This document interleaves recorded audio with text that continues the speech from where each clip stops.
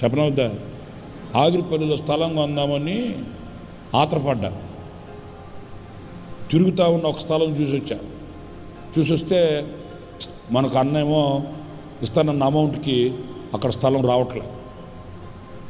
ఒక ఆయన ఫోన్ చేశాడు, షార్ట్కి చెప్తా ఒక మాట.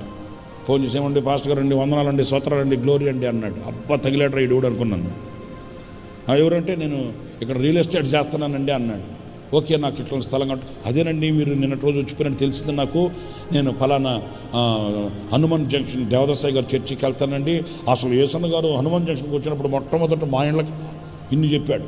నాకైతే పండగ అయిపోయింది, దేవా స్తోత్రం అయిపోయింది. ఇంక మందిరం ఇక కలలుగాను. సరే రమ్మంటే వెళితే వచ్చి బ్రదర్ నేను అసలు దేవదాసాయి గారు చర్చికి వెళ్తాను, నాకు అది ఇది యేసన్న గారు అది నేను జంక్షన్కి వచ్చినప్పుడు అట్లాగంటే బ్రదర్ చాలా సంతోషం, దేవుడు మిమ్మల్ని నాకు పరిచయం చేయడం చాలా సంతోషం. ఎందుకంటే ఒక తిప్పలు పడి నేను చాలా మోసపోయాను ఇక్కడ అది ఇది చెప్పి నాకు స్థలం కావాలంటే తీసుకెళ్ళి నిన్న సాయంకాలం ఏ స్థలం అయితే చూశాను అదే చూపించాడు. ఈయన కూడా నిన్న సాయంకాలం ఒక స్థలం చూసి వచ్చా. ఆ రేటు మనకు కుదరదని వచ్చేసా. అదే స్థలం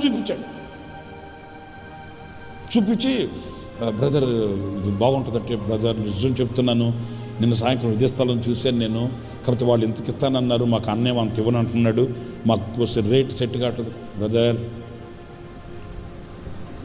అన్నాడు.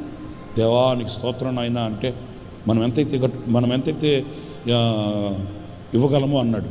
నేను అమౌంట్ చెప్పాను, ఓకే నేను డీల్ చేస్తాను అన్నాడు. స్తోత్రం అయినా అనుకున్నాను. ఇక వెంటనే నేను అమౌంట్ చెప్పేస్తంతో బ్రదర్ అతను కనుక ఒప్పుకుంటే అడ్వాన్స్ కట్టేస్తాం ముందు, ఆ తర్వాత మనం ఇది చేసేస్తామని చెప్తాం. ఓకే బ్రదర్ నేను మాట్లాడతాను అన్నాడు. మరుసటి రోజు వెంటనే ఫోన్ చేసి బ్రదర్ నేను మాట్లాడిన వాళ్ళతో మీరు అడ్వాన్స్ తీసుకుని వచ్చేయండి, నేను మాట్లాడాను అదే రేట్ ఇస్తాను. నేను ఉప్పొంగిపోయా, ఎందుకంటే మంచి సెంటర్ అది, మంచి స్థలం అది.